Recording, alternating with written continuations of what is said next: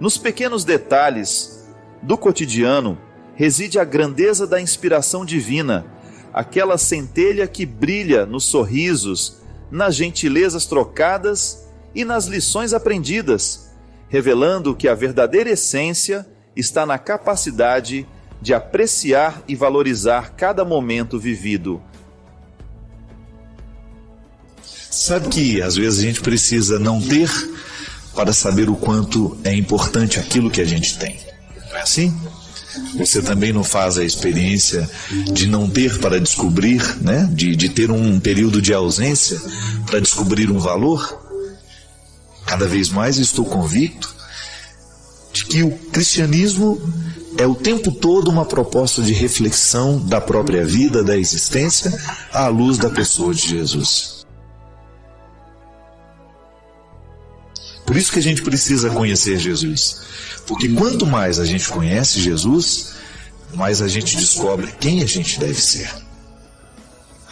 É olhando para Jesus, é conhecendo a sua palavra, conhecendo o seu jeito de agir, o seu jeito de ser, que nós vamos tecendo a nossa cartilha diária da conversão. Você recorda quando você era menino, menina, e que você começou a aprender, quando você começou a ter as primeiras lições na escola? Você não tinha uma cartilha? O que era a cartilha? A cartilha era um referencial do processo que você precisava viver para aprender. É assim? Lá nas primeiras aulas, você recebeu as suas lições e você tinha aquela cartilha como uma estrada que lhe faria chegar a alguns lugares. A cartilha, eu me lembro da minha. Consigo até lembrar da foto que tinha na capa. Chamava-se Caminho Suave. De suave não tinha nada, né? É tempo de aprender. Uma outra cartilha que eu tive também. Qual era a importância dessa cartilha? Nos ajudar a ter um referencial para que a gente pudesse crescer, para que a gente pudesse evoluir, para que a gente pudesse avançar. O cristianismo é também uma proposta de ser uma cartilha de crescimento. Sabe, minha gente, eu fico o tempo todo intrigado com essa questão, o quanto que nós precisamos crescer como pessoas. Como é difícil viver. Adélia Prado, né, minha poetisa favorita, que vocês já sabem, já falei tantas vezes dela, ela fala desse dilema de ser humano. Não é brincadeira ser humano. Ser humano dá muito trabalho. Ser humano é doloroso, é muito doloroso ser quem a gente é. Lidar com as nossas questões. Você sabe muito bem disso. Sabe, não é porque leu nos livros, não é porque você sente na sua carne, todos os dias da sua vida, o quanto você tem que lutar, dar conta das suas questões. Você sabe que nesse tempo de ausência do programa, o que mais me chamou a atenção, das inúmeras reclamações bem-vindas que a gente recebeu, era justamente essa. Me chamou a atenção essa questão. Ô padre, o programa nos ajuda a pensar na nossa vida, então tem que voltar logo. E eu fico feliz de saber que posso ser um pontinho aí dentro dessa sua cartilha. Como é que nós vamos conhecer o jeito de ser e de viver de Jesus se a gente não conhecer a pessoa de Jesus? Por isso que a gente precisa que a gente mergulhe no mistério do Cristo, para que nós tenhamos também a possibilidade de transformar o nosso coração, para ter a possibilidade de avançar neste conhecimento de Jesus, mas sobretudo de incorporá-lo na nossa vida. Por isso volto à frase que eu gosto muito. Quanto mais eu conheço Jesus, muito mais eu descubro quem eu devo ser. Que é o referencial da nossa verdade humana. Olhar para Jesus e a gente descobrir o que nós precisamos fazer para a gente ser diferente, para a gente ser melhor.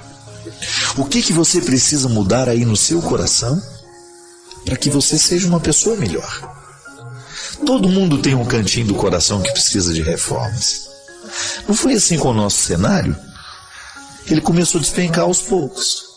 Foi, Célia, ele despencou aos poucos, né? Um dia quebrou um pedacinho, não esse, né? Que esse está todo bonito porque está todo novo.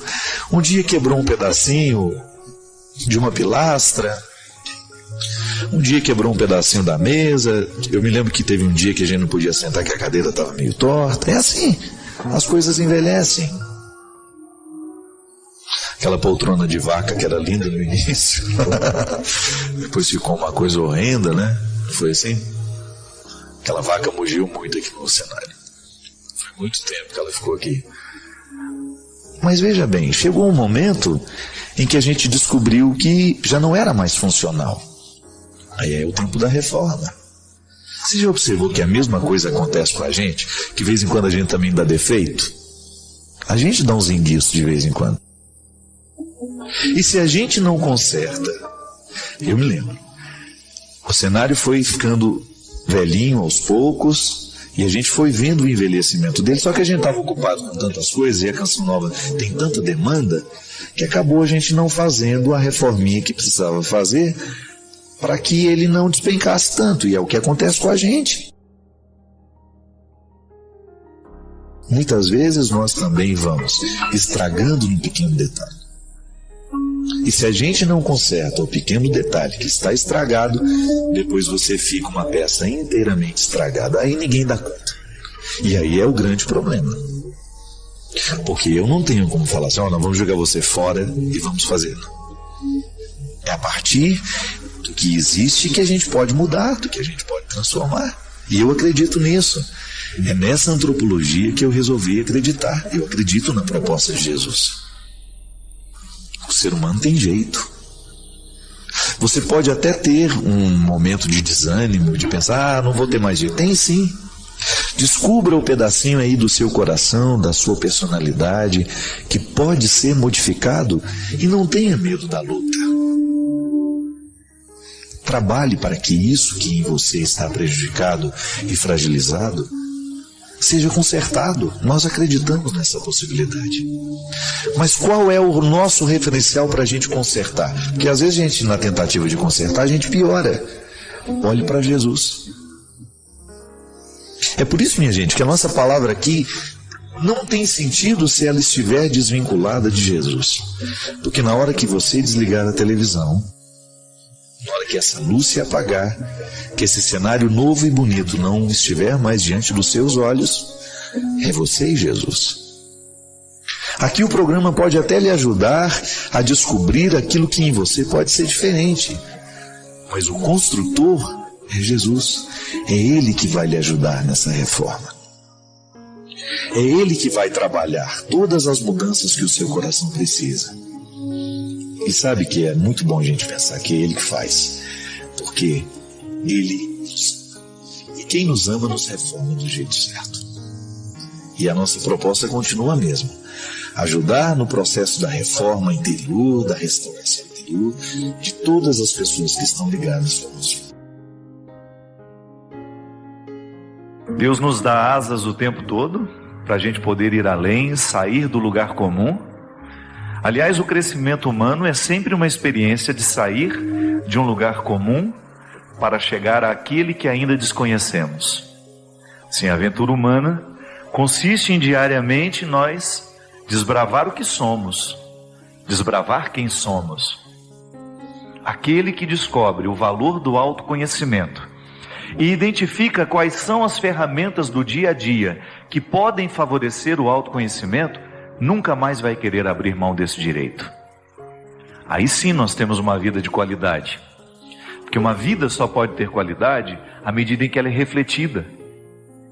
Pode observar, a gente vive mal quando não reflete a vida que vive. Porque nos falta aquele tempo, aquela experiência extremamente positiva de avaliar o que se está vivendo. O domínio de si não é uma conquista que a gente alcança da noite para o dia. Somente no esforço diário de nós investigar quem somos, de ir buscar lá no fundo tudo aquilo que a gente ainda desconhece de nós mesmos. Porque luta melhor consigo mesmo aquele que se conhece. Há sempre um risco, minha gente, de nós fazermos um jogo contrário ao que a gente precisa fazer. É o famoso boicote, que às vezes eu me faço, você se faz, sem que a gente perceba. Nós vamos nos emaranhando, vamos entrando dentro de um contexto de vida extremamente desfavorável a nós. Sim. Buscar as alturas consiste em alcançar o que melhor a vida pode nos oferecer. Só que essas alturas a gente só pode alcançar depois de descer todos os subterrâneos do nosso ser. Só alcança as alturas aquele que teve coragem de descer nos subterrâneos do ser.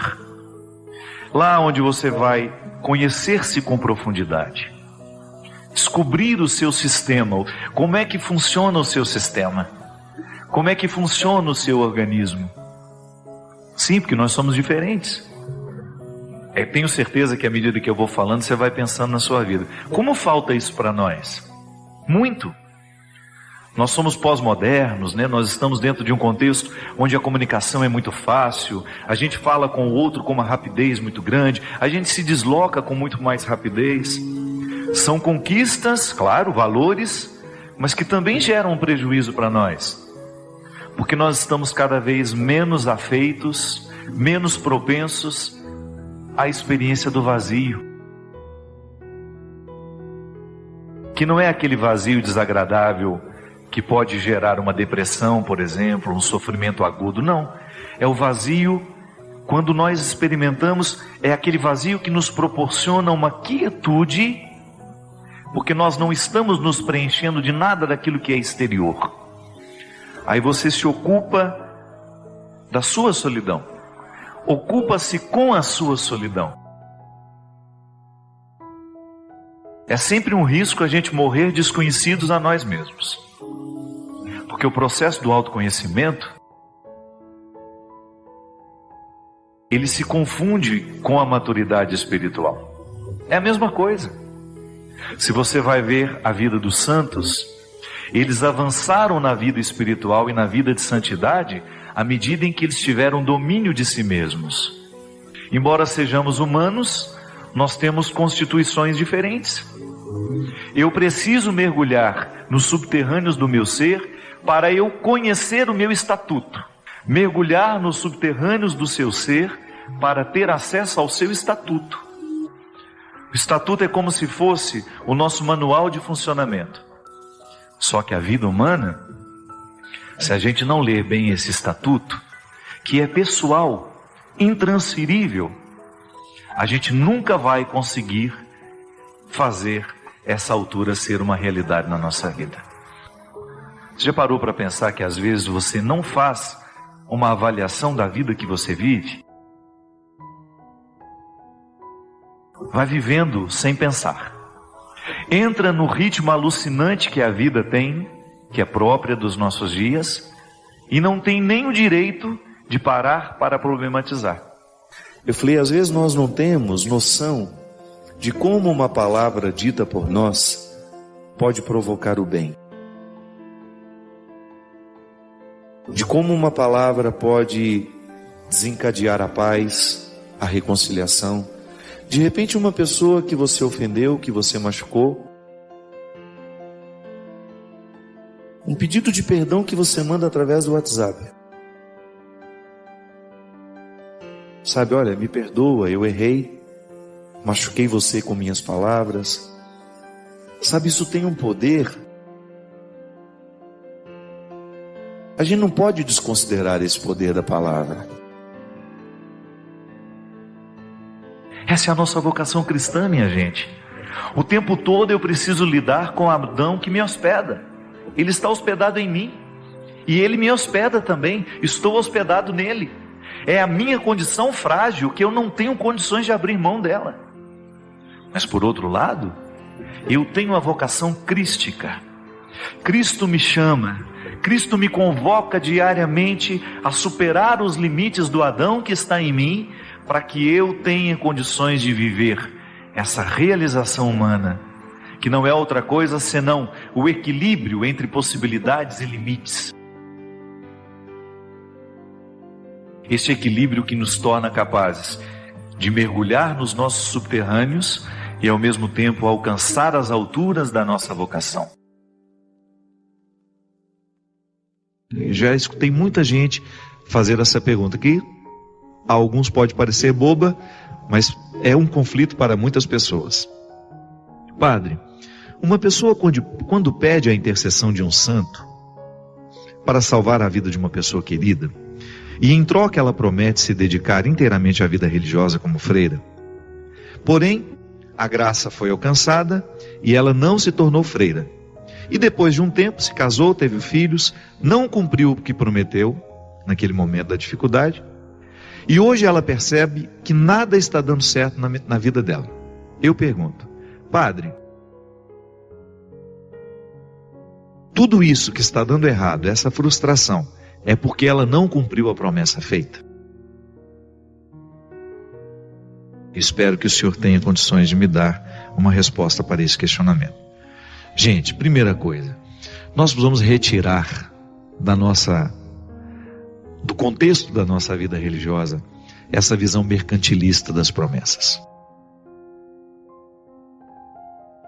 Eu acho muito cruel quando a gente coloca Deus numa cilada dessa. Primeiro,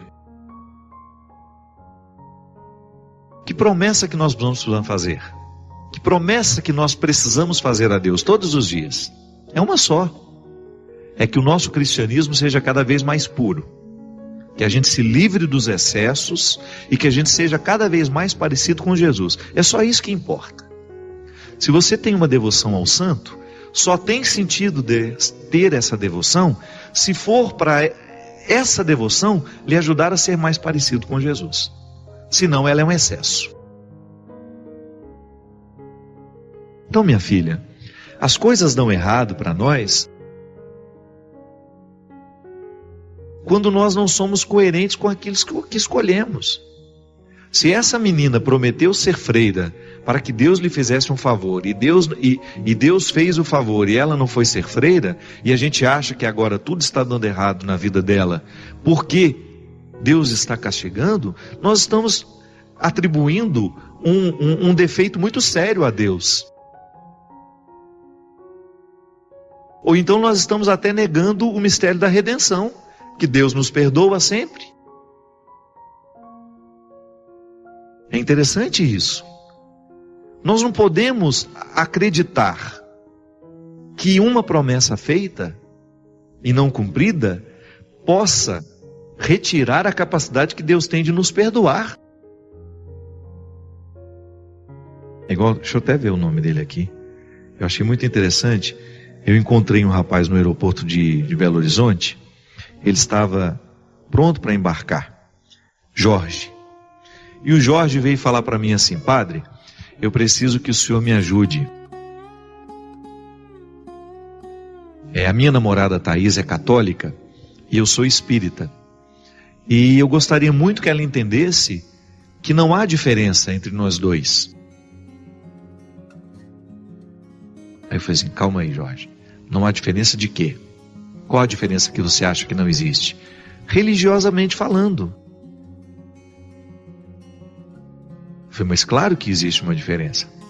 Você é espírita, ela é católica. Vocês podem muito bem conviver de maneira harmoniosa, respeitando a religião um do outro, mas vocês têm duas posturas teológicas muito diferentes. Como assim, padre? Sim, se você acredita na reencarnação, nessa necessidade de voltarmos aqui para purificar os erros do passado, você não acredita na redenção que Jesus realiza. Não é assim? São duas teologias muito diferentes. Você tem todo o direito de ser espírita, você tem todo o direito de acreditar no que você, na maneira como você acredita, mas você não pode se dizer que você é católico também. Tem que ter uma capacidade de distinguir, são duas teologias diferentes. Aí eu comecei a explicar para ele que quando Jesus nos salva, Ele nos salva totalmente. Não fica nada para trás para eu depois ter que consertar depois. Aí ele: padre, é verdade. Então são duas teologias diferentes. Eu vou voltar para casa, vou fazer a minha convivência ser cada vez mais saudável, mas eu tenho que admitir que existe uma diferença. Existe. Se eu não acredito que Deus possa me perdoar e me lavar de todas as minhas faltas de uma vez por todas, eu não posso dizer que eu sou um cristão católico, porque o cristianismo católico, a teologia católica diz que Deus nos purificou de uma vez por todas em seu Filho Jesus. O mistério da redenção nos lava, nos purifica.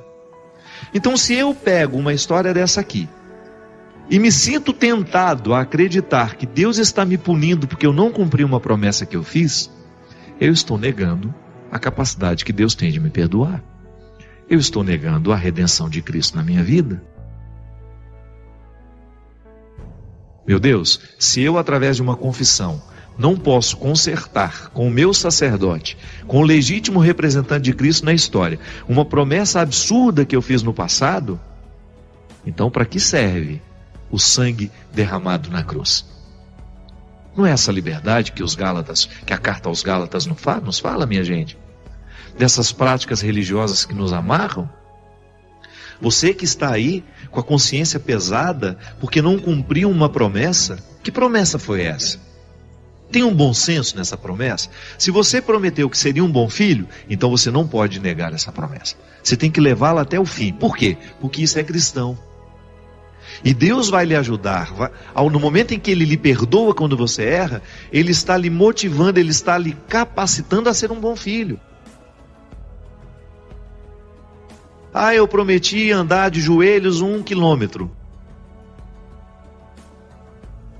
Isso vai fazer diferença na sua vida? Na sua conversão? Tudo bem, se faz diferença, se isso interfere na sua vida, então pague a promessa. Agora, se você chega à conclusão de que a libertação que Jesus realizou na história toca também a minha possibilidade de mudar, então ao invés de andar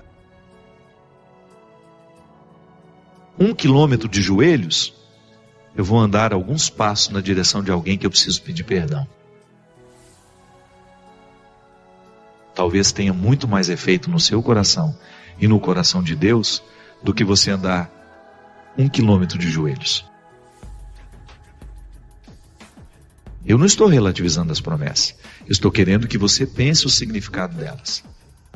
Nunca pense as promessas que você faz dissociando do mistério da redenção de Jesus. Às vezes, minha gente, a promessa que muda a nossa vida é essa.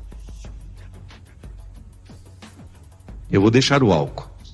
Eu vou parar de beber para minha família ser mais feliz. Eu vou deixar o vício que eu tenho. Pelo amor que eu tenho à minha mãe. Minha mãe sofre tanto por causa das minhas drogas. Essa promessa eu faço. E essa agrada ao coração de Deus. Eu vou ser mais caridoso. Eu vou tirar uma parte do meu salário todo mês e vou ajudar uma instituição. Essa promessa é boa. Ela faz a diferença no mundo. Eu vou rezar 1 milhão de Pai Nosso. Cuidado. Esse 1 milhão de Pai Nosso pode não ter nenhuma conexão com a sua salvação. Pode ser da boca para fora, pode ser apenas uma repetição. Então a gente precisa prometer, é postura, é conduta. Gestos que interfiram no nosso caráter, que modifiquem o nosso jeito de ser, para melhor, é claro. Eu admiro São Francisco, estou dando um exemplo. Então São Francisco, ao olhar para a humildade dele, ao pensar na maneira como esse homem foi capaz de desafiar as estruturas do seu tempo, como esse homem foi capaz de se desapegar das riquezas, eu estou tendo um exemplo humano de alguém que foi como eu, de carne e osso, e que alcançou uma virtude que o santificou. Pronto, terminou o papel de São Francisco na minha vida. Eu reconheço tudo que ele me faz, ele é meu exemplo de cristão, eu posso até pedir a intercessão dele. São Francisco, me faça humilde nessa hora, me faça ser mais desapegado. Mas Ele não pode fazer isso na sua vida senão através do Cristo. É Cristo que nos salva. Nós não podemos retirar São Francisco da graça do Cristo, porque ele só ficou santo porque ele imitou Jesus. Então você até tem o direito de dizer que você quer ter um coração franciscano, mas você não se esqueça que ter um coração franciscano é ter o coração cristão, naquela radicalidade. Jesus foi pobre, Jesus foi simples, Jesus foi humilde. Então tudo isso São Francisco trouxe para a sua vida e viveu radicalmente. Tudo bem, esse é o primeiro aspecto da questão. Como é que eu posso acreditar na intercessão dos santos? Assim, eu acredito que todos nós estamos congregados, que nós já participamos da comunhão dos santos. Algumas pessoas já foram reconhecidas pela igreja como homens e mulheres que elevaram radicalmente uma virtude a uma condição máxima, viveram com muita disposição aquela virtude e foram santificadas por isso. Mas quem a santificou? Quem? É a ação do Espírito que nos conduz ao Cristo, que nos salva, que nos liberta. Então nós não podemos separar os santos do mistério de Cristo, senão a gente está vivendo um paganismo. Viu? Você tem o direito de ter a sua admiração ao santo, de ter a sua devoção, de fazer a sua novena, desde que você não se esqueça de que tudo isso só tem sentido se estivermos cristologicamente ligados. Aí entra a questão da promessa. Tudo bem, essa é uma prática que muitos dos nossos pais, dos nossos avós, dos nossos parentes já fizeram. Pode ser que você já tenha feito isso. Mas volto a dizer, cuidado com a promessa que você faz, que ela pode ser sem sentido. Por exemplo, uma pessoa prometer que vai tornar-se freira, caso ela receba uma graça, já é no mínimo estranho, porque para a vocação, para assumir a vida religiosa, a igreja nos diz que nós precisamos ter vocação. Nós vamos ser chamados a isso. Vocare é uma voz que está me chamando. Então eu vou me impor um fardo porque Deus me fez um favor? Você acha que isso é uma coisa que agrada a Deus? Você que é mãe, você gostaria de ver o seu filho vivendo uma vida só para agradar você, sem que isso tenha alguma conexão com a verdadeira vocação que ele tem? Não sei. Eu, particularmente, jamais gostaria, se eu tivesse um filho, de que esse filho vivesse uma vocação contrária à que ele recebeu só para me agradar. Gente, é uma imagem muito mesquinha de Deus. Pensar que Deus pode ficar satisfeito ao nos ver. Desconsiderando todas as aptidões que Ele nos deu, para viver um alto sacrifício para agradá-lo. Tudo bem, o sacrifício que agrada a Deus é quando você pega tudo aquilo que é próprio seu e você vai purificando para que você eleve cada vez mais as possibilidades que Ele lhe deu. Porque eu, como padre, por exemplo, eu tenho de fazer os meus sacrifícios todos os dias. Esse é o sacrifício que agrada a Deus, quando eu estou vivendo a coerência do que Ele me deu e estou buscando cada vez mais purificar as minhas escolhas.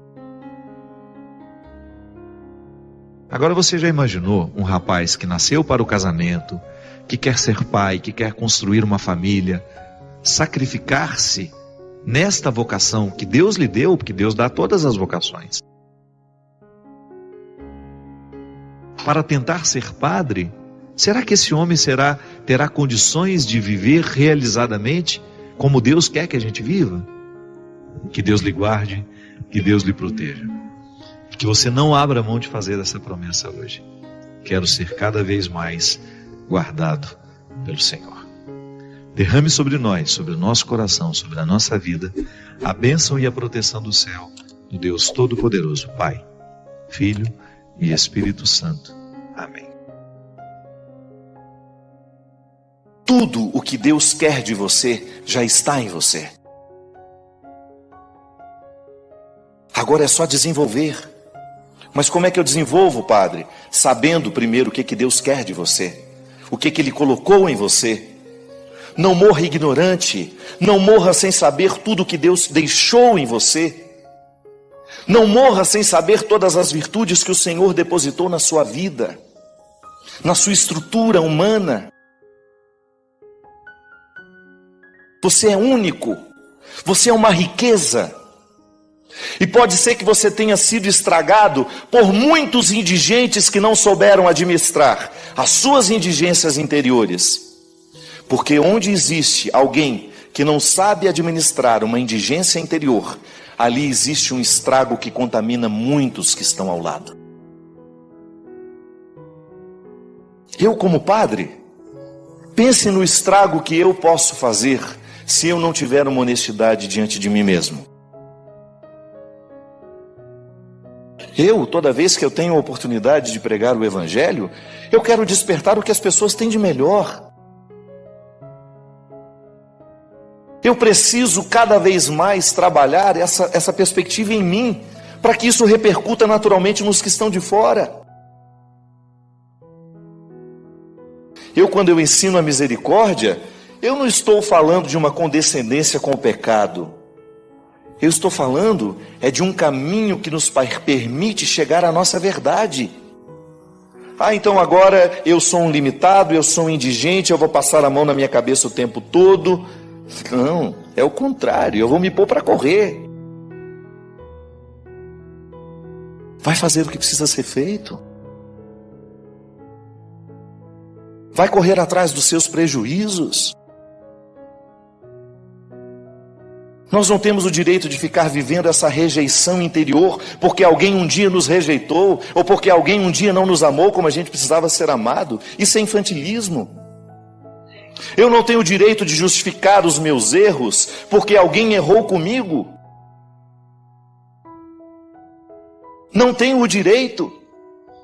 Eu tenho que cavar com profundidade a minha existência para descobrir nos meus dias onde é que se abriga essa força.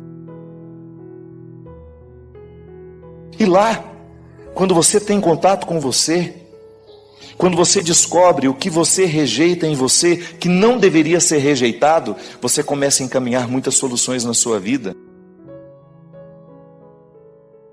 Primeira coisa, não rejeite o seu pecado, não tenha medo dele não. Qual é? Isso eu não faço. O ateu de ontem nos deu uma lição de cristianismo. Sim, sou invejoso. E porque sou invejoso, eu sou capaz de falar mal do Padre Alexandre, sou capaz de criticar as atividades dele. Aquele padre. Eu, quando sou invejoso, eu sou uma bomba. Porque eu sou capaz de ser cruel. Então, toda vez que eu percebo a inveja em mim, eu pego ela na mão. Minha senhora, a senhora é minha. E quem tem que ter o comando nessa história sou eu. Não é a inveja que vai me comandar. Sou eu que vou administrá-la com toda a honestidade do mundo. Nós que estamos nos bastidores religiosos, nós sabemos como a inveja é corrosiva entre nós. Um padre que não se alegra com o trabalho do outro. Uma freira que não se alegra com o bem que ela realiza lá, junto aos outros. Mas isso não é um privilégio nosso, não. Onde existe alguém que não está na disposição de administrar as suas indigências interiores, lá o diabólico prevalece. Porque o que é o diabólico? O que divide, o que separa, o que desarmoniza. Ao ser honesto, você dá o primeiro passo na superação. E Santo Agostinho dizia que até no reconhecimento de um defeito você já está na ação da graça. A graça de Deus se antecipa em tudo, inclusive nos dar condições para caminhar no reconhecimento daquilo que é miserável em mim. Então tá bom, se eu levo a sério a carta de Gálatas, que é o convite à libertação de tudo aquilo que possa me impedir de ser quem eu sou, então eu vou começar a viver um dever de casa, diário, de começar a colocar na mesa do meu enfrentamento tudo aquilo que no meu comportamento, no meu jeito de ser, não favorece a minha maturidade. E sem medo, minha gente, eliminar da nossa vida toda e qualquer situação que possa causar essa rejeição interior. Livres da rejeição de tudo aquilo que nos foi oferecido ou que foi cavado por nós mesmos como um dificultador para que Deus pudesse fazer florescer a semente que está em nós.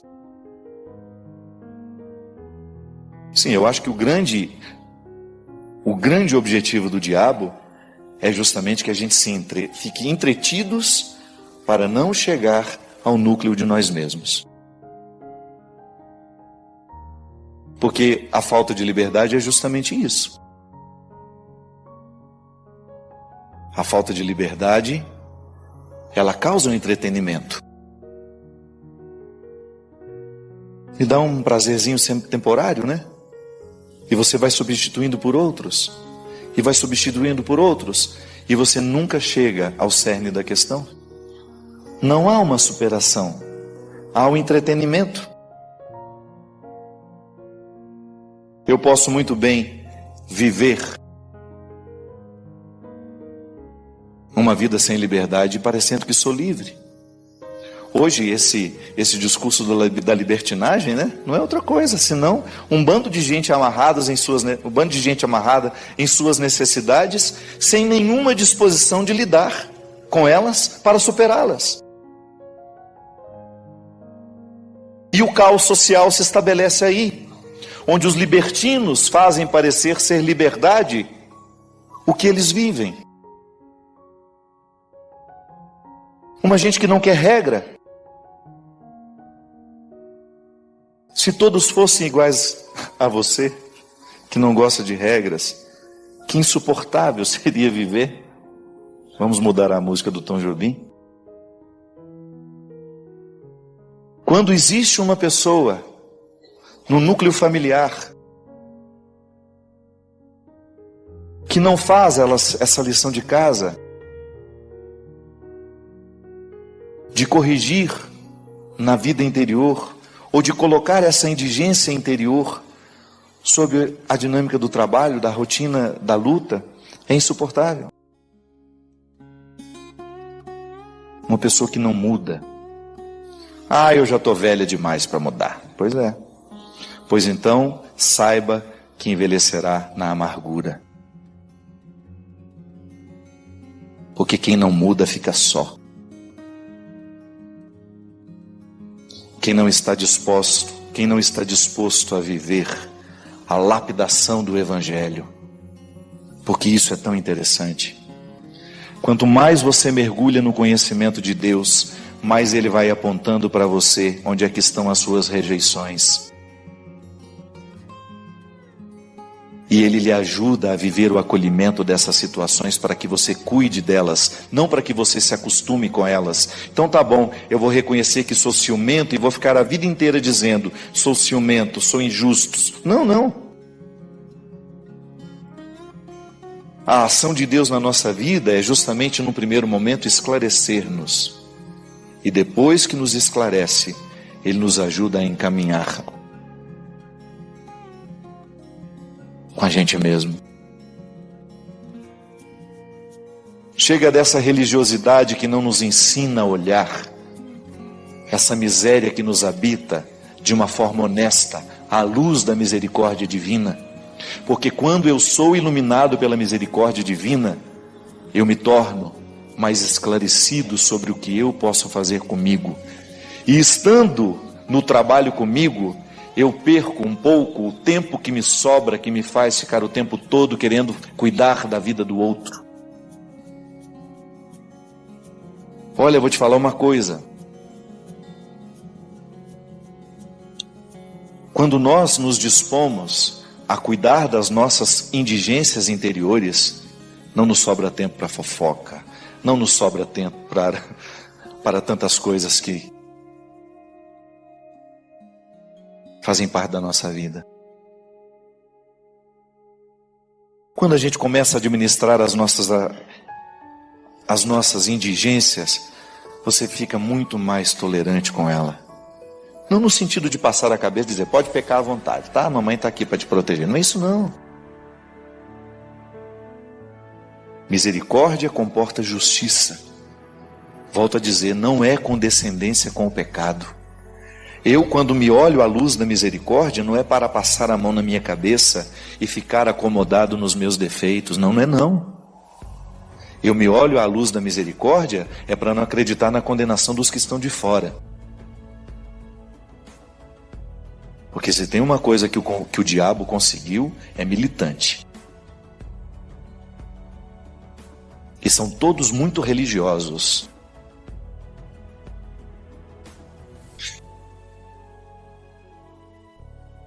Estão todos muito militantes. Eu, quando eu quero viver, eu tenho que ir para a solidão. Quando eu quiser viver uma relação justa comigo, eu tenho que fechar todas as portas das condenações, inclusive das rejeições que me foram colocadas, que também me condenam. Aí, se eu não entro no Santo dos Santos, o lugar onde só cabe um, nada acontece. Se eu quiser falar com Deus, tenho que ficar a sós. Tenho que apagar a luz. Tenho que desfazer os nós do sapato, da gravata, dos meus sonhos, dos desejos. Tenho que esquecer a data. Tenho que perder a conta. Tenho que ter a alma e o corpo nu. Se eu quiser falar com Deus, eu tenho que lamber as escadarias de toda e qualquer vaidade que eu tenho em mim. Limpá-la, eu tenho que sangrar tudo que em mim é um obstáculo. No Santo dos Santos, você não entra com seus diplomas, com seus discos de ouro, com seus colares, com suas titulações. Naquele meu livro, Quando o Sofrimento Bater a Sua Porta, se você tiver a oportunidade de lê-lo, eu falo ao longo do livro essas questões. Por que a gente sofre? Porque somos humanos, somos naturalmente limitados. O sofrimento nasce do limite. Eu sou limitado, então eu não tenho como fugir do sofrimento. O sofrimento vai bater a porta de toda pessoa. Mais cedo ou mais tarde nós vamos enfrentar todas as dimensões do sofrimento. Sofrimento físico, sofrimento afetivo, sofrimento espiritual. Nós sofremos com as perdas, nós sofremos com ciúmes, nós sofremos com a dor, nós sofremos com a morte. Tudo isso faz parte da condição humana. nenhum ser humano está livre de enfrentar. Hoje, por exemplo, nós estamos todos com a notícia que eu particularmente fiquei assustado, um rapaz tão jovem que descobriu que tem aquele câncer linfático. Na hora, disse que ele disse essa frase: eu estou pronto para a luta. Essa é a atitude mais coerente, de quem quer a vida. Porque na hora que o sofrimento bate na sua porta, você pode muito bem se entregar a ele. Ou então você pode recebê-lo bem na sua vida e estabelecer com ele um pacto. Tudo bem, eu vou te administrar, mas eu não pretendo que você me leve. Essa é a atitude mais sábia. Difícil. Muda radicalmente a vida de uma pessoa. A gente já sabe que esse rapaz é afeito à reflexão, diz que é um rapaz muito inteligente, não é um cara bobo.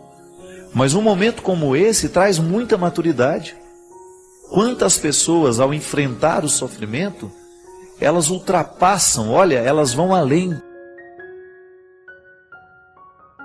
Então, neste momento é importante, ao que sofre, saber administrar o que sofre, aquilo que está sendo o limite.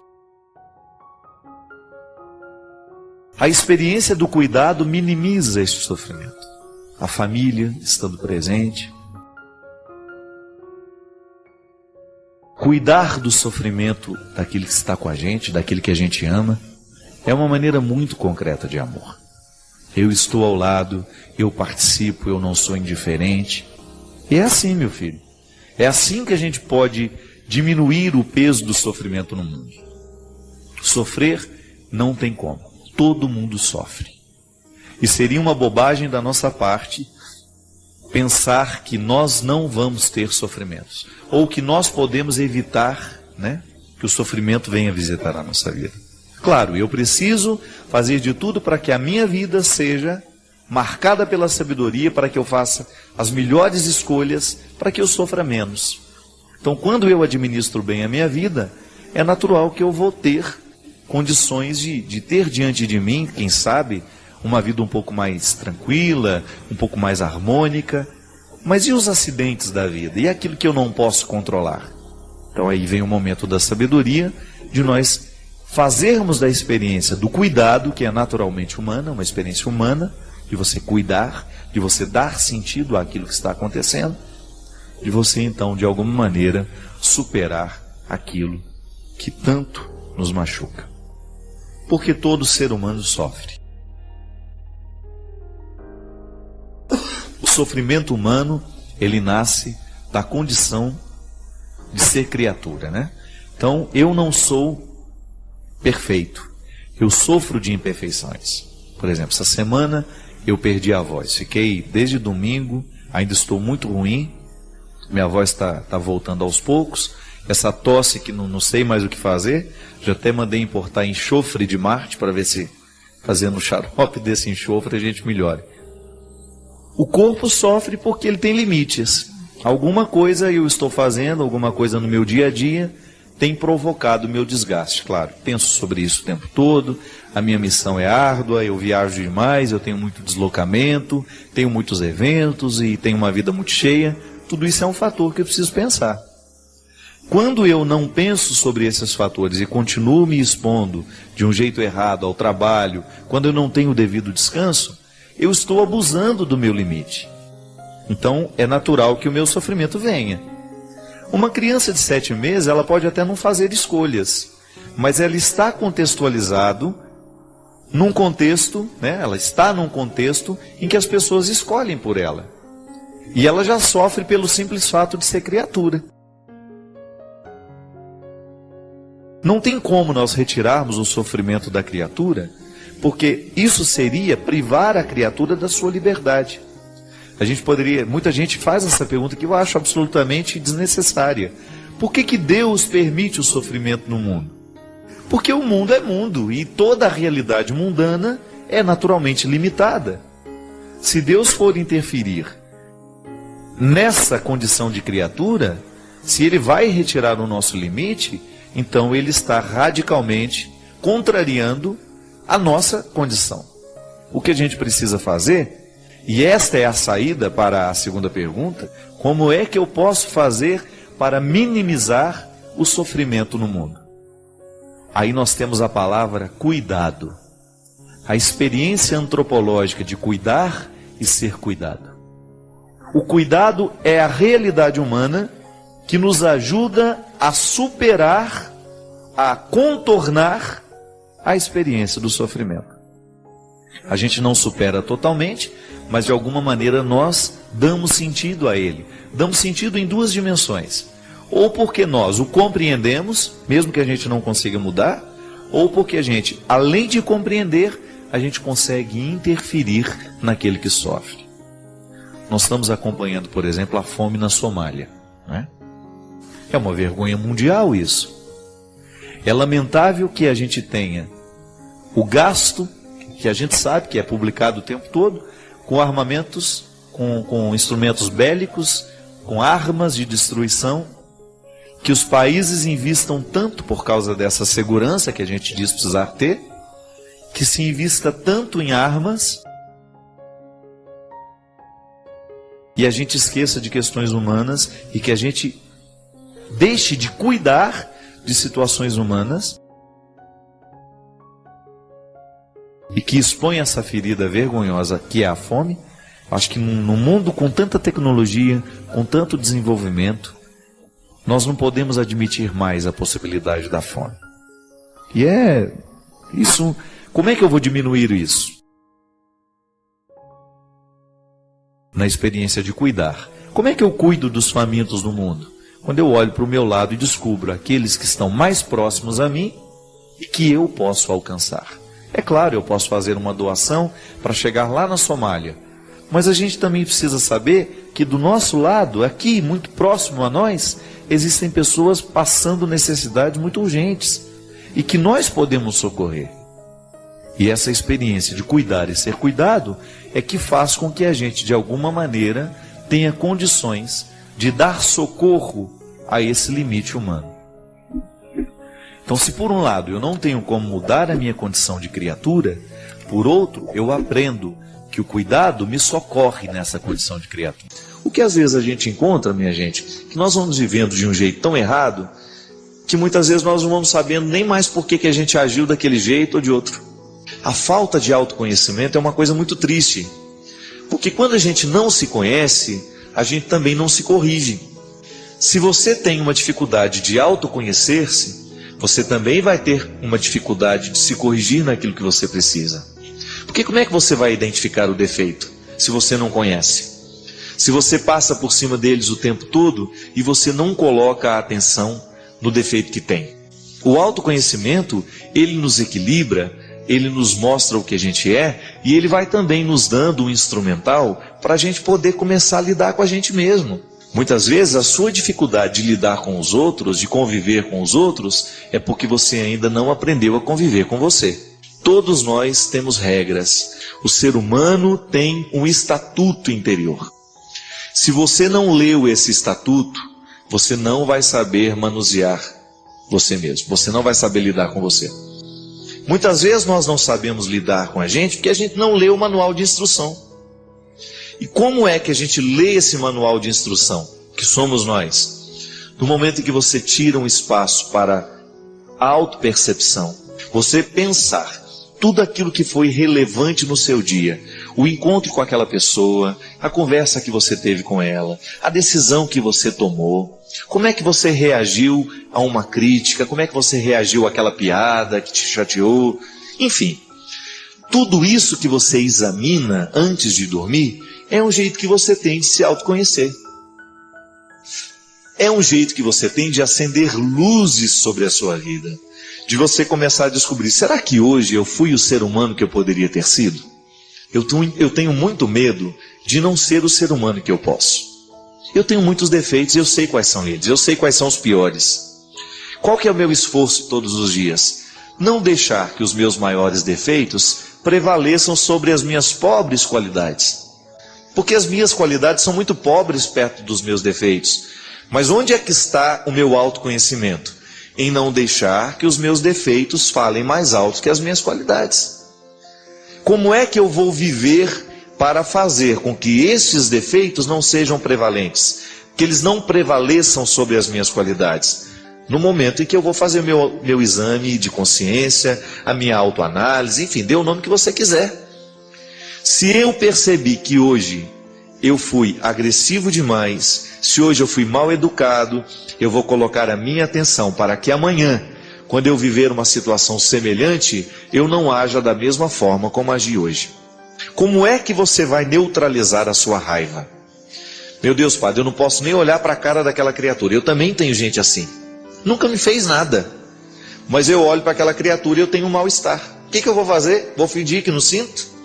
Não, só que eu vou assumir isso para mim e vou fazer um exercício. Já que ela me provoca mal-estar, eu não vou permitir que esse mal-estar prevaleça. Então eu vou fazer o meu esforço para chegar próximo, para ver que ela não é esse bicho de 7 cabeças que eu acho que ela é. Vou começar a tratá-la com simplicidade, com espontaneidade, e assim aquele bicho de 7 cabeças que eu acho que é o outro vai por terra. Aí você leu o seu manual de instruções e o mais bonito, aprendeu a lidar com aquela aversão que você tinha com a pessoa. Gente, ter aversão pelas pessoas não é problema, isso é natural. Cada vez que nós nos encontramos com uma pessoa, nós construímos uma terceira. Essa terceira pessoa chama-se nós. É um eu que se encontra com o tu e gera uma terceira pessoa. O que faz a gente gostar do outro é o nós que a gente cria cada vez que a gente se encontra com ela. É o que derrama de mim e o que derrama dela, formando essa terceira pessoa. Por isso que tem gente que é tão agradável você ficar do lado dela. É porque na verdade você derrama com ela o que você tem de melhor. Isso chama-se simpatia. A empatia é essa facilidade que a gente tem de querer o outro perto. Eu olho e gosto do que o outro me desperta no momento que ele me olha também. Quando eu tenho uma antipatia, isso é, não tenho a empatia, mas tenho o contrário, que é uma aversão, uma resistência, o que na verdade está acontecendo é que eu não estou gostando do nó que foi feito. Do encontro entre os dois laços, entre o eu e o tu, tem um nó que foi dado. Nós chamamos de nós. Eu, tu, nós. Não é verdade? Este nós que nasceu, a gente não gosta. Ah, não sei não, eu não gosto daquela pessoa não. O que você na verdade não gosta é o que ela faz derramar de você. Aí você quer se afastar dela porque você não gosta do que ela tira de você. Essas são as regras, minha gente. Essas são as regras que fazem com que a gente tenha a capacidade de conhecer a gente mesmo. Quando a gente começa a analisar essas coisas, a gente começa a prestar atenção nessas coisas, a gente começa a viver com mais qualidade. Amanhã, hoje, sei lá, você vai se encontrar com aquelas pessoas que lhe causam antipatia. Você já vai se lembrar. O que você não gosta naquela pessoa? É o que ela desperta em você. É o nós que nasce do encontro com ela. Mas isso pode ser modificado. Pode ser modificado porque à medida em que a gente se autoconhece, a gente se controla e a gente não permite que a gente derrame para ela o que a gente tem de pior. E quando eu não me derramo naquilo que eu tenho de pior, eu começo a gostar um pouquinho mais daquela pessoa. Eu começo a superar aquela antipatia natural e às vezes, se sou sincero, se sou honesto, eu vou caminhando até mesmo para tornar-me amigo daquela pessoa. Quantas pessoas que hoje você pode dizer são os meus melhores amigos e que naquele primeiro momento que você encontrou, você nem gostou de ver a cara dela? Eu pessoalmente penso que às vezes nós perdemos tempo demais na vida com aquilo que a gente não sabe sobre o outro, com aquilo que a gente imaginou e acha que é a verdade. Quem sabe hoje Deus nos dê a graça de criar um autoconhecimento e também uma disposição para a gente encontrar as pessoas com um pouquinho mais de espontaneidade e simplicidade. Padre Fábio, escutei essa semana na internet que Deus odeia o pecado e também o pecador. Num vídeo em que uma pessoa fazia uma abordagem sobre este tema. Mas desde pequena eu aprendi que Deus é amor, que não tem ódio nenhum no coração dele, e que por isso ele mandou seu filho para morrer por nós numa cruz. Como é que ele pode odiar todos os seus filhos? Minha filha, você deve ter entendido errado. A palavra de Deus, ela nos fala, ela nos leva a entender que Deus tem uma profunda rejeição pelo pecado, mas não pelo pecador. Eu sei que é uma diferenciação difícil de ser feita. Na verdade, a distinção ela é muito difícil. Como é que eu posso dizer que eu odeio o pecado do Christian, mas não o odeio como pessoa? Não é difícil de entender isso? Porque você tem as suas atitudes erradas, e eu corro o risco de confundir você com suas atitudes. E essa é uma diferenciação interessante. A pessoa não é só aquela atitude. E é por isso que a gente precisa distinguir. Deus me ama de maneira incondicional. Ele não muda de ideia. Ele não muda de ideia porque eu deixei de ser uma pessoa boa, não. Não posso nem dizer. Deus não ama mais o Papa do que ama o que está preso, o que cometeu um crime. Não. Essa teologia não existe. O que acontece é que nós podemos dizer que aquela pessoa que está vivendo o crime do pecado corre o risco de não perceber mais o amor de Deus. Não é que Deus deixou de amar. É que aquela pessoa começou a colocar barreiras para não sentir o amor que recebe. Aí então vem o empecilho do pecado. Por isso Deus odeia o pecado. Porque Deus não tolera qualquer coisa que venha impedir que o ser humano conheça o seu amor. O grande empenho de Deus em tornar-se conhecido na história é para que a humanidade seja beneficiada com o mistério da sua misericórdia e do seu amor. Então, a gente precisa identificar que a atitude pecaminosa não é a pessoa. Faz parte, mas não é a pessoa. A pessoa não se transforma no erro que comete, né? Ela comete erros, mas ela não se transforma nos erros que comete.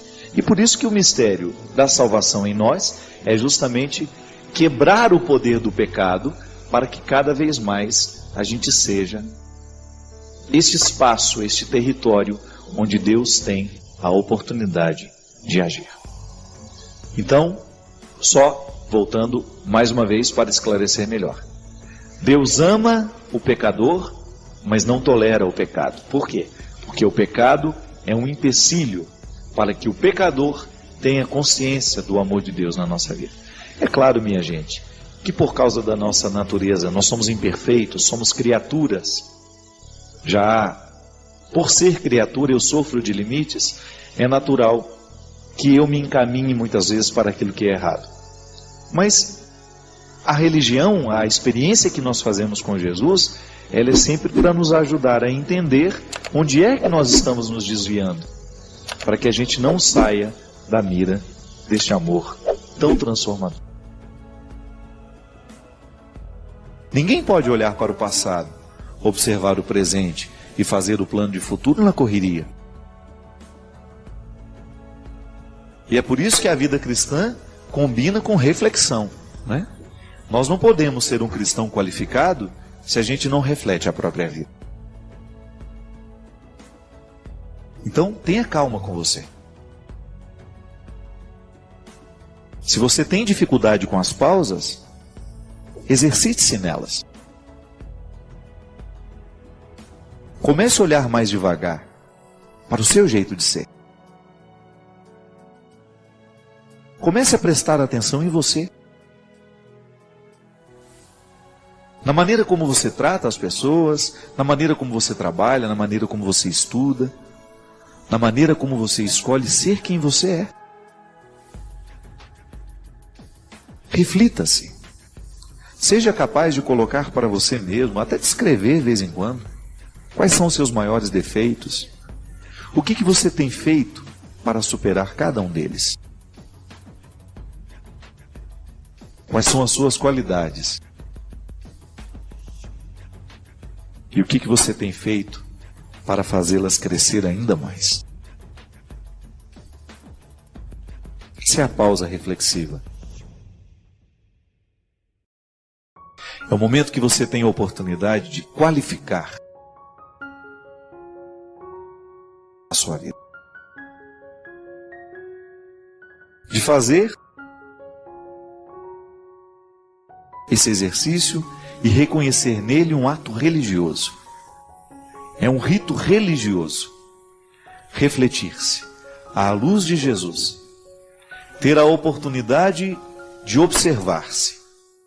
Para a partir desta observação, modificar, crescer, avançar, ir além.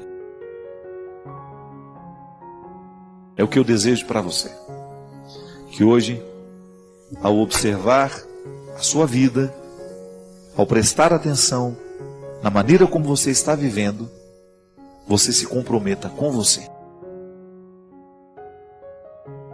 Porque o primeiro a ser beneficiado com a sua mudança não são os outros. Os primeiros não serão os outros. O primeiro a ser beneficiado com tudo aquilo que você vai se proporcionar, mudar, ser melhor, é você mesmo. Porque no fundo, o maior conforto que nós podemos desejar nessa vida é estar feliz em nós mesmos.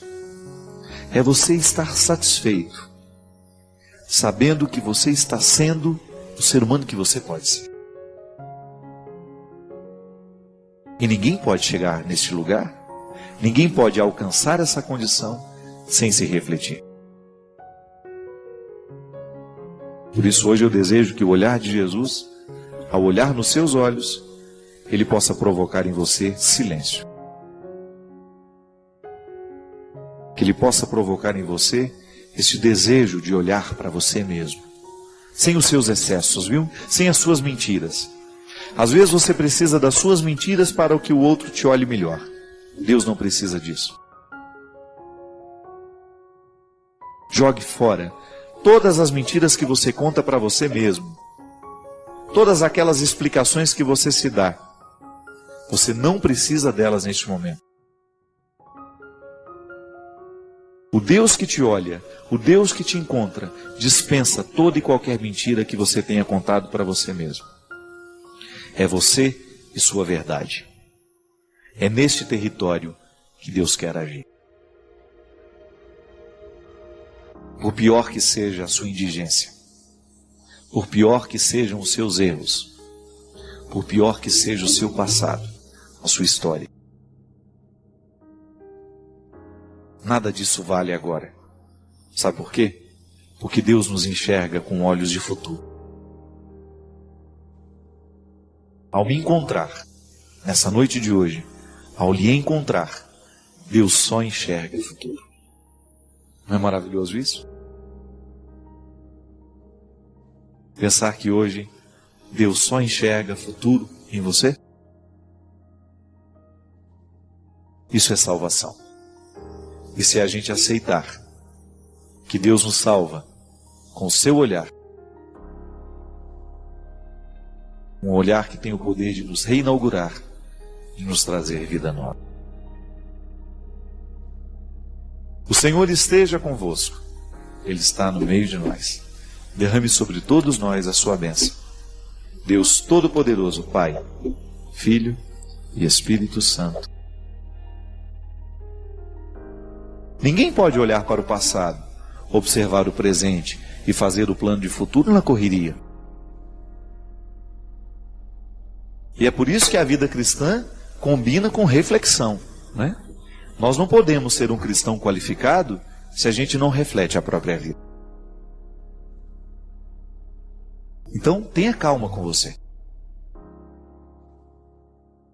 Se você tem dificuldade com as pausas, exercite-se nelas. Comece a olhar mais devagar para o seu jeito de ser. Comece a prestar atenção em você. Na maneira como você trata as pessoas, na maneira como você trabalha, na maneira como você estuda, na maneira como você escolhe ser quem você é. Reflita-se. Seja capaz de colocar para você mesmo, até descrever de vez em quando, quais são os seus maiores defeitos. O que você tem feito para superar cada um deles? Quais são as suas qualidades? E o que você tem feito para fazê-las crescer ainda mais. Essa é a pausa reflexiva. É o momento que você tem a oportunidade de qualificar a sua vida. De fazer esse exercício e reconhecer nele um ato religioso. É um rito religioso. Refletir-se à luz de Jesus. Ter a oportunidade de observar-se. Para a partir desta observação, modificar, crescer, avançar, ir além. É o que eu desejo para você. Que hoje, ao observar a sua vida, ao prestar atenção na maneira como você está vivendo, você se comprometa com você. Porque o primeiro a ser beneficiado com a sua mudança não são os outros. Os primeiros não serão os outros. O primeiro a ser beneficiado com tudo aquilo que você vai se proporcionar, mudar, ser melhor, é você mesmo. Porque no fundo, o maior conforto que nós podemos desejar nessa vida é estar feliz em nós mesmos. É você estar satisfeito, sabendo que você está sendo o ser humano que você pode ser. E ninguém pode chegar neste lugar, ninguém pode alcançar essa condição sem se refletir. Por isso hoje eu desejo que o olhar de Jesus, ao olhar nos seus olhos, ele possa provocar em você silêncio. Que ele possa provocar em você este desejo de olhar para você mesmo. Sem os seus excessos, viu? Sem as suas mentiras. Às vezes você precisa das suas mentiras para que o outro te olhe melhor. Deus não precisa disso. Jogue fora todas as mentiras que você conta para você mesmo. Todas aquelas explicações que você se dá. Você não precisa delas neste momento. O Deus que te olha, o Deus que te encontra, dispensa toda e qualquer mentira que você tenha contado para você mesmo. É você e sua verdade. É neste território que Deus quer agir. Por pior que seja a sua indigência, por pior que sejam os seus erros, por pior que seja o seu passado, a sua história, nada disso vale agora.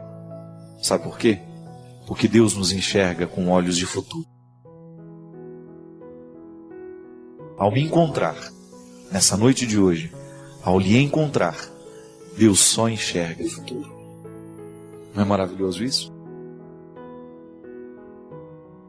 Pensar que hoje Deus só enxerga futuro em você?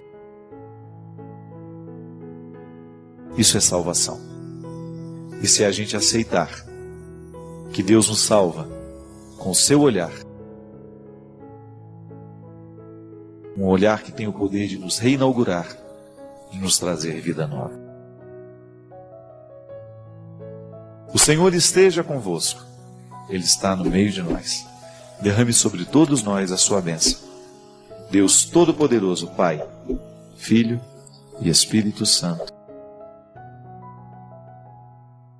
Naquele meu livro, Quando o Sofrimento Bater a Sua Porta, se você tiver a oportunidade de lê-lo, eu falo ao longo do livro essas questões. Por que a gente sofre? Porque somos humanos. Somos naturalmente limitados. O sofrimento nasce do limite. Eu sou limitado, então eu não tenho como fugir do sofrimento. O sofrimento vai bater a porta de toda pessoa. Mais cedo ou mais tarde nós vamos enfrentar todas as dimensões do sofrimento. Sofrimento físico, sofrimento afetivo, sofrimento espiritual. Nós sofremos com as perdas, nós sofremos com ciúmes, nós sofremos com a dor, nós sofremos com a morte. Tudo isso faz parte da condição humana. Nenhum ser humano está livre de enfrentar. Hoje, por exemplo, né, nós estamos todos com a notícia que eu particularmente fiquei assustado, né? Um rapaz tão jovem que descobriu que tem aquele câncer linfático. Na hora, eu disse que ele disse essa frase, né? Eu estou pronto para a luta. Essa é a atitude mais coerente, né, de quem quer a vida. Porque na hora que o sofrimento bate na sua porta, você pode muito bem se entregar a ele.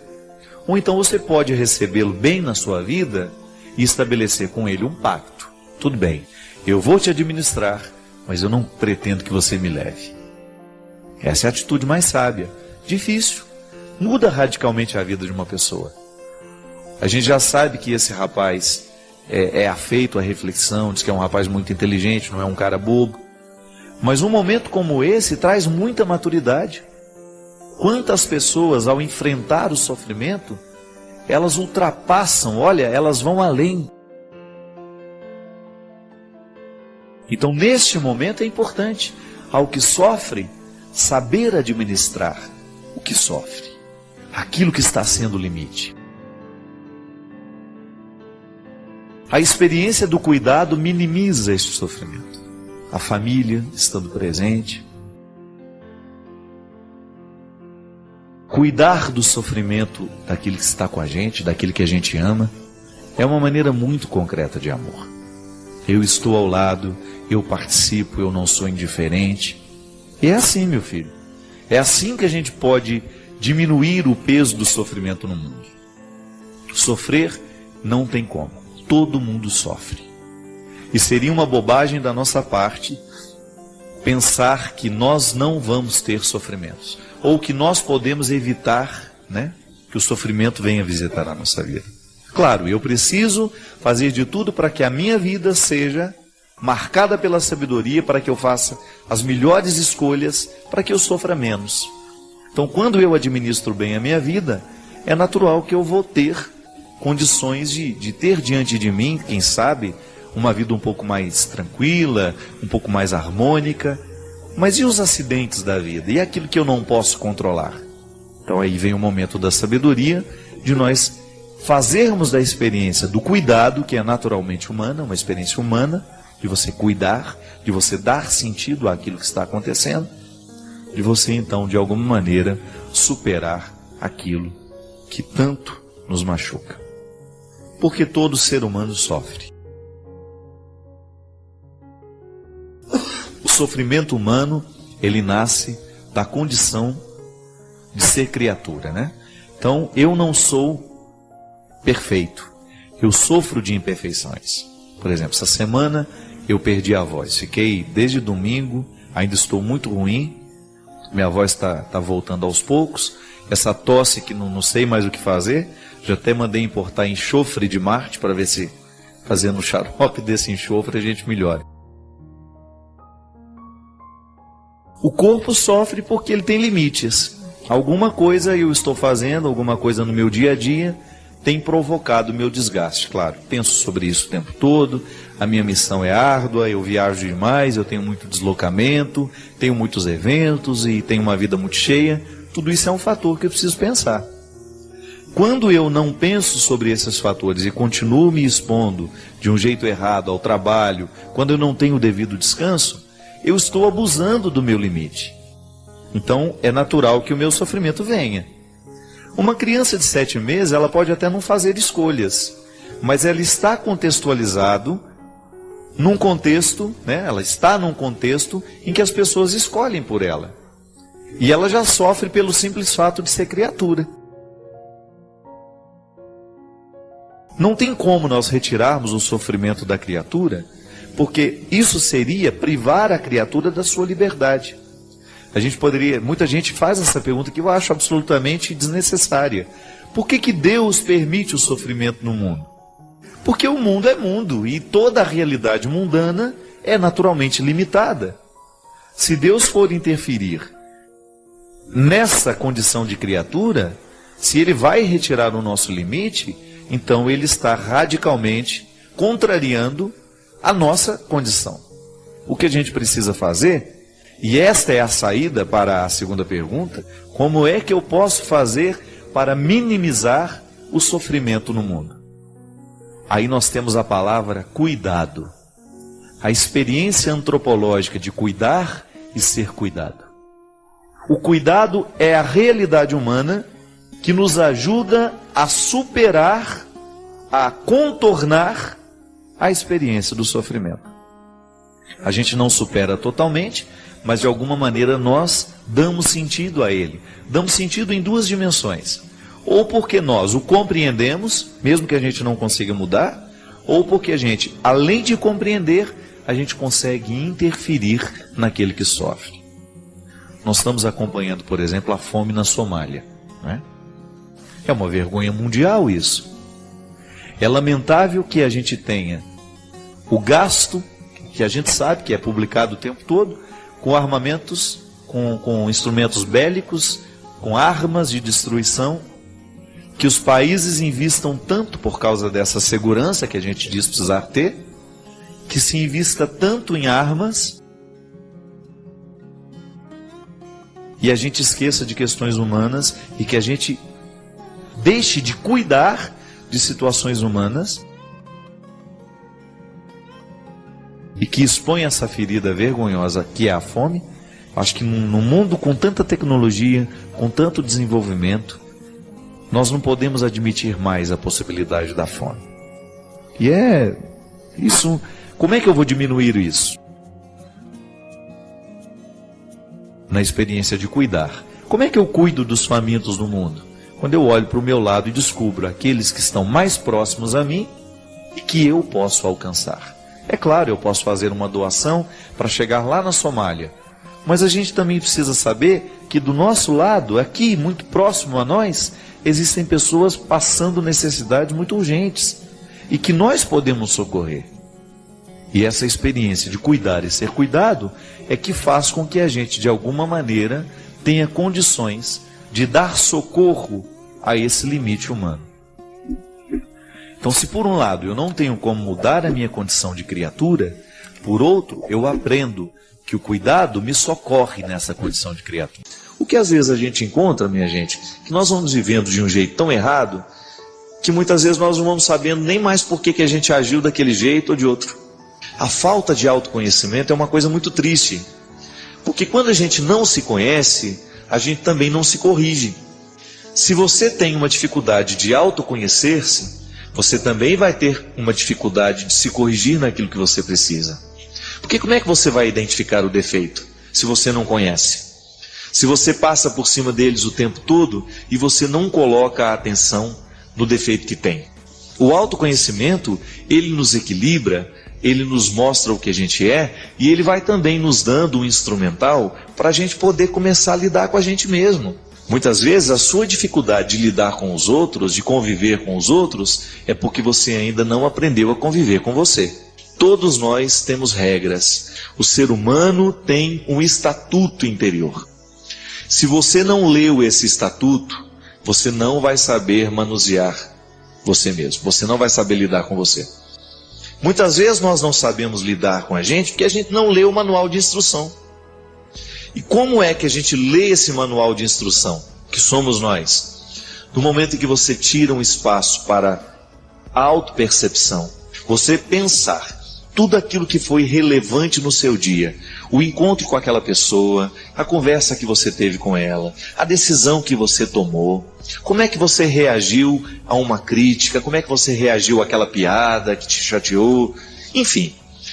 Tudo isso que você examina antes de dormir é um jeito que você tem de se autoconhecer. É um jeito que você tem de acender luzes sobre a sua vida. De você começar a descobrir, será que hoje eu fui o ser humano que eu poderia ter sido?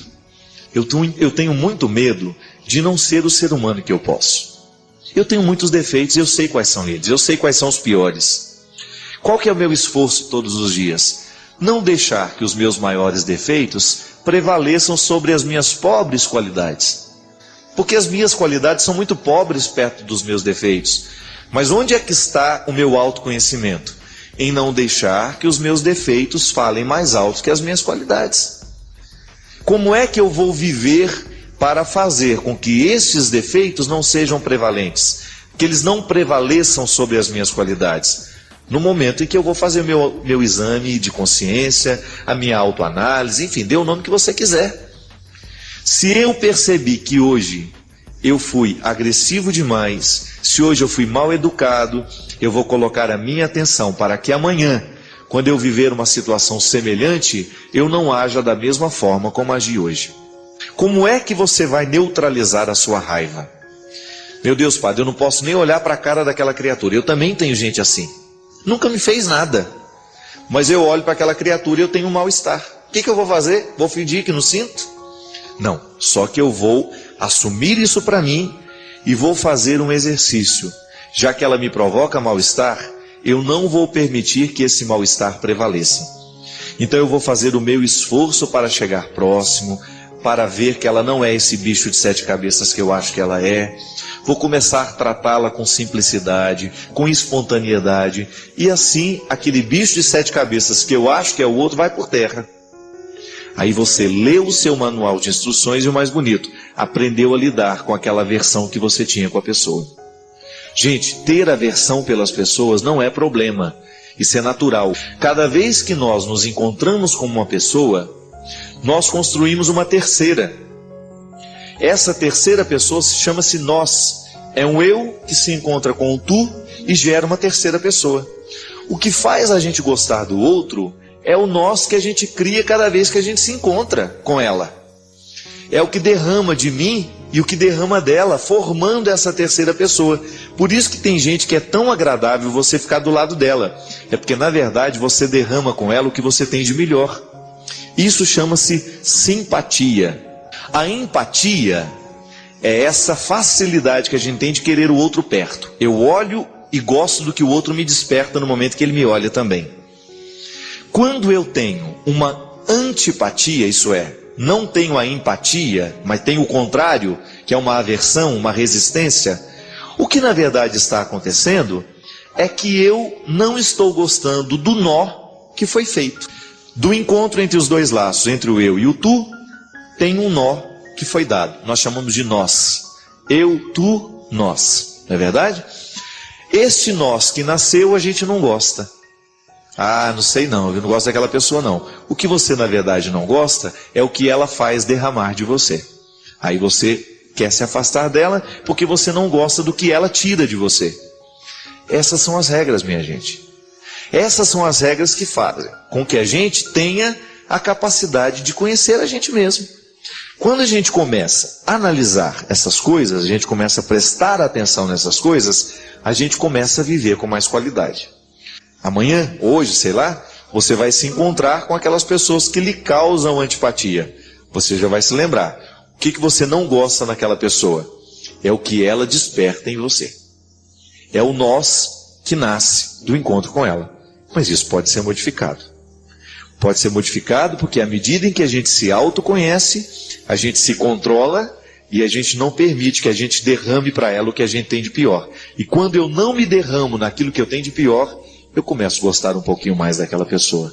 Eu começo a superar aquela antipatia natural e às vezes, se sou sincero, se sou honesto, eu vou caminhando até mesmo para tornar-me amigo daquela pessoa. Quantas pessoas que hoje você pode dizer são os meus melhores amigos e que naquele primeiro momento que você encontrou, você nem gostou de ver a cara dela? Eu pessoalmente penso que às vezes nós perdemos tempo demais na vida com aquilo que a gente não sabe sobre o outro, com aquilo que a gente imaginou e acha que é a verdade. Quem sabe hoje Deus nos dê a graça de criar um autoconhecimento e também uma disposição para a gente encontrar as pessoas com um pouquinho mais de espontaneidade e simplicidade. O motivo maior pelo qual estou escrevendo é que eu gostaria que você me esclarecesse melhor o seu ponto de vista como padre num trecho de seu livro Quando o Sofrimento Bater à Sua Porta. No final da página 122, você nos relata o seguinte: recordo-me que durante o velório as pessoas tentavam nos consolar com frases feitas. Deus sabe o que faz. Chegou a hora dela. Deus sabe mesmo, quem não sabe somos nós. Chegou a hora coisa nenhuma. A vida e a morte estão em nossas mãos. Perdoe-me a ignorância, padre, mas fiquei arrasada quando li isso. De todas as literaturas que já li até hoje, essa foi a minha segunda maior indagação. De fato, nos é passado e transmitido vários costumes através de nossos familiares. Cresci ouvindo isso. Nunca duvidei de que a vida e a morte estariam nas mãos de Deus. Ele que tomaria as decisões, jamais nas mãos dos homens. Sempre acreditei na presença divina como mantenedora de tudo, respeitando o livre-arbítrio humano, mas tendo a decisão final. Sentindo-me abandonada, entre aspas, por Deus, estarei à mercê da humanidade, principalmente na hora de minha morte? Você poderia me ajudar a entender melhor isso? Essa é uma questão muito delicada. Muito obrigado pela sua atenção. Fico no aguardo de sua resposta, se é possível, pois sei que tem uma agenda apertada e o tempo curto. Muito obrigado, Maria Cecília. Minha filha, o livro que você fala é este aqui. Para quem não sabe, esse é o livro Quando o Sofrimento Bater à Sua Porta, que foi lançado aqui há 2 anos. E esta parte que a Maria Alice cita é o momento que eu falo da morte da minha irmã. A minha irmã morreu de maneira muito trágica e ela morreu por causa de um acidente. Ela estava viajando de ônibus e o ônibus tombou e estava sendo transportado aqui nesse bagageiro que fica em cima, né? Um material de aço muito pesado que deveria ter sido despachado no bagageiro. E ao tombar o ônibus, foi um acidente simples, não muito complicado, aquela barra de aço caiu e esmagou a minha irmã. E aí eu digo que a minha irmã morreu porque alguém não cumpriu a responsabilidade. Não é nenhum problema a gente pensar isso, minha filha. Isso não vai gerar orfandade em você. Só que nós precisamos compreender que a proteção de Deus esbarra o tempo todo na liberdade humana. Você mesmo disse, no seu e-mail você já se responde. Será que a liberdade humana prevalece sobre a vontade de Deus? Aí você pergunta, padre, eu sempre acreditei que Deus nos deu o livre-arbítrio, mas que em última instância prevalece a vontade dele.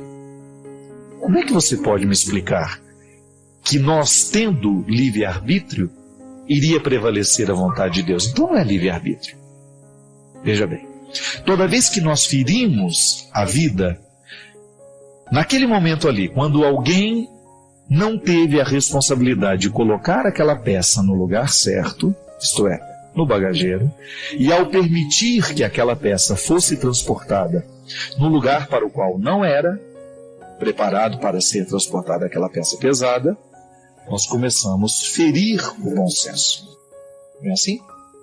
Quando eu coloco o meu carro numa alta velocidade pela estrada, eu começo a colocar em risco a vontade de Deus para a minha vida, que eu viva e que eu morra de velho. Quando eu começo a pegar uma arma e atirar nas pessoas e viver de maneira irresponsável, eu começo a ferir esta vontade de Deus para a vida. A vontade de Deus, Maria Cecília, para a vida é uma só, é o bem. Deus não quer a morte trágica, Deus não quer o assassinato, Deus não quer o sequestro. Eu não posso, mesmo que eu queira retirar da minha vida o peso, mesmo que eu queira retirar o peso do outro para dar um consolo para ele, dizer, olha, sua filha está sequestrada, vamos acreditar nisso, uma vontade de Deus. Não. Deus não é este monstro que muitas vezes nós dizemos ser. Na tentativa de responder aos nossos conflitos e dilemas humanos, nós criamos Deus um monstro, fazemos dele um monstro. E Deus não é este monstro. Deus é amor, Deus é misericórdia. Eu prefiro ter que conviver com a dureza da morte da minha irmã, a ter que consolar-me com essa história de que Deus quis que ela fosse embora. Minha irmã morreu antes da hora, sim. E não é nenhum problema. Isso não é um atentado à proteção de Deus. Porque a vida humana passa o tempo todo pela experiência da liberdade. E Deus não pode interferir nisso. Aí você pode dizer, padre, mas então, como é que nós vamos entender essa ação de Deus? A ação de Deus é sempre para que ocorra o bem, a bondade. Quando nós não conseguimos corresponder a esta ação, as tragédias acontecem. E é bom que a gente pense assim, sabe por quê? A gente amadurece, Maria Cecília. Retira esta culpa das costas de Deus e a gente assume um pouco mais a responsabilidade de tornar a vida melhor. Veja aí se na sua história também não tem alguma coisa desarrumada que pode causar um acidente. Preste atenção na sua vida. Se também você não está correndo riscos, se você também não está se arriscando demais, preste atenção naquilo que você está escolhendo para você hoje. Pode ser que tenha uma peça desencaixada aí que esteja prestes a provocar uma tragédia. Haja enquanto é tempo. Porque essa ação qualificada, ela glorifica a ação de Deus. Eu não tenho dúvida que Deus nos ama. Eu não tenho dúvida que Deus ama você. E Ele quer a sua vida. Ele quer a sua saúde. Agora você tem que fazer a sua parte. Comendo direitinho, dormindo direitinho, fazendo uma atividade física, buscando na sua vida uma maneira de corroborar esse desejo de Deus. Isso é, cooperar para que Deus possa fazer o bem acontecer. Padre Fábio, são duas passagens evangélicas. Sou leitor assíduo da Bíblia. E a primeira pergunta que faço: Jesus realmente teve irmãos? Se ele não os teve, quem são as pessoas às quais as Escrituras se reportam como sendo seus irmãos? A segunda é: o apóstolo Paulo de fato caiu do cavalo? Ou apenas trata-se de uma expressão em sentido figurado? Vamos primeiro à pergunta, né? Quando a senhora pergunta se Jesus teve irmãos, se não teve, quem são aquelas pessoas que estavam ali? Isso é uma questão de linguagem. Lá na faculdade a gente aprendeu, dona Anistéia, que essa língua em que foi escrito o texto sagrado, ela é muito rica em verbos, mas é muito pobre em substantivo. Então, por isso que a palavra irmão, ela englobava tudo, englobava primos, parentes mais próximos. Então, o termo irmão na Bíblia não significa que seja um parentesco direto de sangue. Não, pode ser apenas um parente próximo de Jesus. Esta é a explicação que os exegetas dão. Então, a língua é pobre em substantivo e muito rica em verbo. Então, não havendo um substantivo para poder dizer muitas coisas, né, ou muito especificados, um para dizer tudo. Irmão é aquele que quer dizer primo, parente próximo, todos usados dentro do mesmo contexto. Quanto à queda do cavalo de São Paulo, a senhora tem razão em dizer, em trazer isso para a questão do sentido figurado. Porque para nós não é importante saber se Paulo caiu ou não do cavalo. Para nós importa o que sugere a cena. Foi justamente um momento em que tudo que ele cria, tudo aquilo que era a postura de vida, né, de Paulo, veio por terra. E a expressão dele cair do cavalo ou não, não importa. Tanto a senhora pode acreditar que foi uma queda concreta, foi uma queda real, como a senhora pode trabalhar a partir da hipótese de que isso é apenas para figurar um sentido maior. Na verdade, a Sagrada Escritura, ela precisa o tempo todo passar pela experiência de não ser compreendida ao pé da letra. Ela sugere, ela está sugerindo um contexto de mudança, aqui neste caso, na experiência de Paulo. Eu queria aproveitar para dar uma dica, posso? Claro, claro. Uma vez, meditando sobre esta palavra, eu achei bom perguntar para Nosso Senhor sobre o significado desta palavra. E a dica justamente é essa. Quando você tiver dúvidas sobre a palavra de Deus, experimente rezar com ela e perguntar ao Espírito Santo, grande amigo de nossas almas, para nos esclarecer sobre aquilo que a gente está buscando encontrar na palavra de Deus. Porque eu me lembrei que quando eu fui rezar sobre esta famosa queda de São Paulo do cavalo, rezando, me reportando a Deus e procurando entender, o Espírito Santo me falou lá no coração que não basta cair do cavalo, que não era o mais importante cair do cavalo. Aí eu corri na palavra de Deus ali para ver um pouquinho o que aconteceu com Paulo depois que muitos de nós corremos o risco de pensar que bastou cair do cavalo e ali estava tudo resolvido. Não, Paulo perdeu visão, Paulo precisou passar um bom tempo para poder dar, e para poder ter possibilidades de não somente se recuperando, mas de dar uma resposta àquilo que tinha acontecido. Paulo precisou, na sua arrogância, deixar-se conduzir por um Ananias. Então eu entendi que não basta cair do cavalo. E quantos de nós ficamos na queda do cavalo, imaginando que ali já aconteceu tudo que tinha a acontecer com a gente ou com as outras pessoas. Mas a dica, na verdade, é essa. Sobre essas dúvidas da palavra de Deus, experimentemos transformar em oração. É preciso rezar com a palavra de Deus. Importantíssimo buscar que nós continuemos a nos perguntar sobre a palavra de Deus, mas rezar com ela. Quando a gente tem dúvida, seremos muito surpreendidos pela força viva que de fato a palavra de Deus é. E justamente, e o caráter figurado, né, das passagens, é ele que segura justamente a experiência mística. A experiência mística não sobrevive de discursos racionais. Pode observar, o discurso racional é apenas uma ponte para a experiência mística. Porque se você vai ler os místicos, você vai ver que eles dizem coisas que são bonitas, mas que nem sempre têm sentido. É engraçado isso. Quando a beleza, ela não carece de uma lógica. É bonito, pronto, acabou. É como a gente querer dar razão ao porquê da gente gostar de alguma coisa, né? Então, a experiência mística com a palavra, e nisso já está o contexto da oração, ela desperta justamente daquilo que você não compreende, mas que ao mesmo tempo que causa um impacto em você. A palavra não é para ser dissecada, né? Ela não é um manual de receita, não. A palavra é viva, e por isso que ela sobrevive no tempo, pela carga mística que está condensada nas histórias que estão ali. Sempre digo, é o que sugere, é aquilo que se desdobra, é o que vem depois do texto, são as reticências, né? Não para na palavra, mas ela sugere uma postura. Aqui, cada reflexão é um convite para fortalecermos nossa fé e conexão com o divino.